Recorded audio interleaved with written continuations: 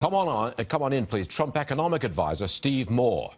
What's going on here? What is this I'm not talk? happy, Stuart. No, but what is? I mean, is this real? Now we're saying, look, it's just talk, but I can't nail it down other than anonymous sources quoted on the internet. What are you hearing in this?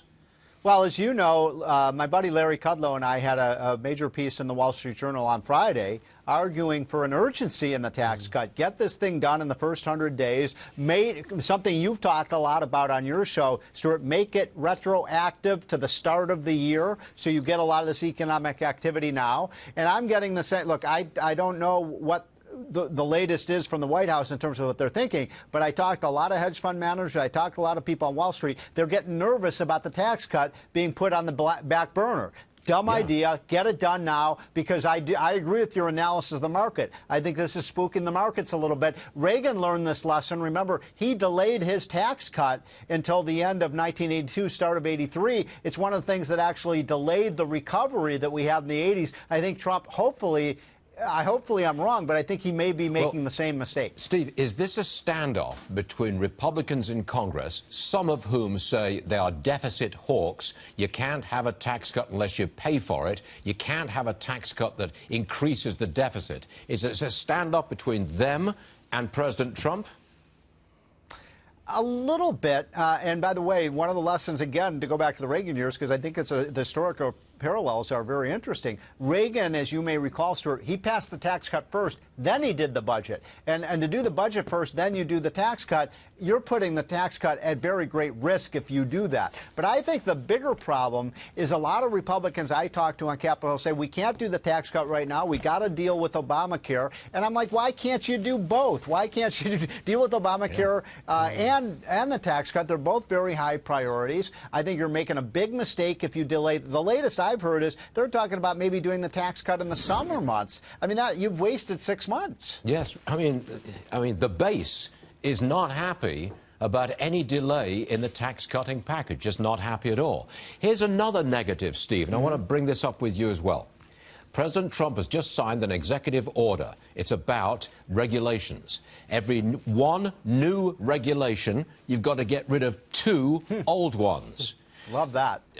I think business absolutely loves it. However, I love it. Bearing in mind the performance of the implementation of the immigration executive order, there's a lot of people saying, well, the same thing will happen with this executive order on regulations. What say you? Well, look, I think some of this criticism of over the weekend of Trump is a little unfair. I mean, look, the first week, I've never seen anything like this, the first week of this president. I mean, accomplishing so much with these executive orders, everything from bringing back the Mexico City policy to allowing pipelines to pro-America energy directives. These are very positive things. Yeah, some things are going to go wrong. You're going to get some herky-jerky stuff here. But I think the fact is he's charging out of the gates. I think it was a productive week for the president for the most part. I think it was a great first week, actually, except for the implementation of that immigration provision that you were talking about.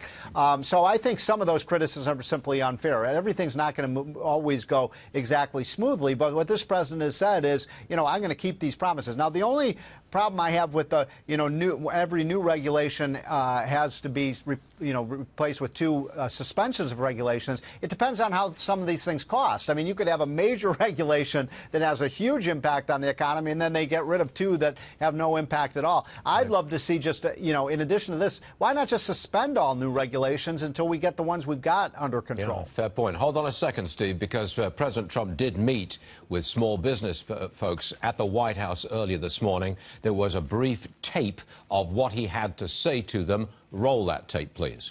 We want to end the unfairness between small and big business caused by regulation. Regulation has actually been horrible for big business, but it's been worse for small business.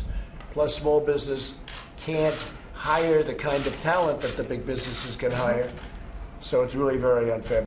That was the president using the bully pulpit, Steve, to get small business going. Clearly, they are on his side. But again, you have to ask, what about implementation? You've got to do better than you did over the weekend with the immigration executive order.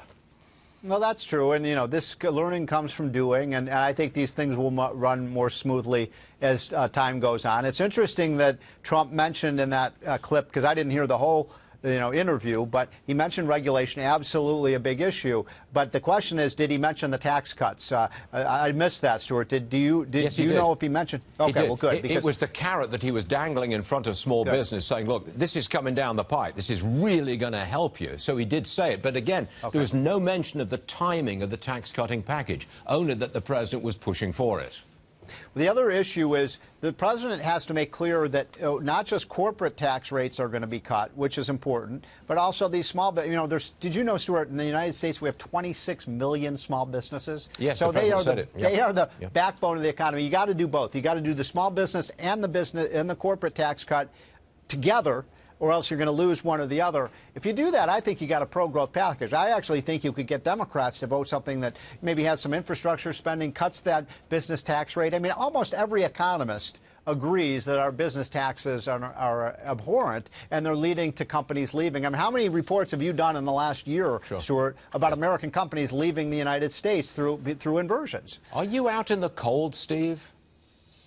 What do you mean by that? Well, look, you are on the inside of President Trump's campaign. You are on the inside of the transition. Now, your ideas, I'm not going to say they've been rejected, but you're on the back burner. You want an immediate tax cut. You're probably not going to get it. Well, that piece that Kudlow and I wrote on Friday, that message was delivered loud and clear to the White House. I bet over the course of the next few weeks, you're going to see the White House migrating to that position. We'll see. But I think it just makes so much sense to do it now, get it done. Look, Obama got his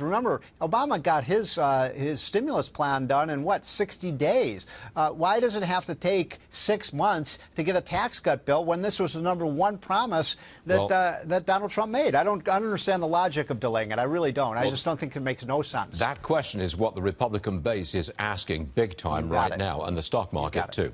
Steve Moore, thank you very much for joining us as always. Thank you, Stuart. I'll see you soon.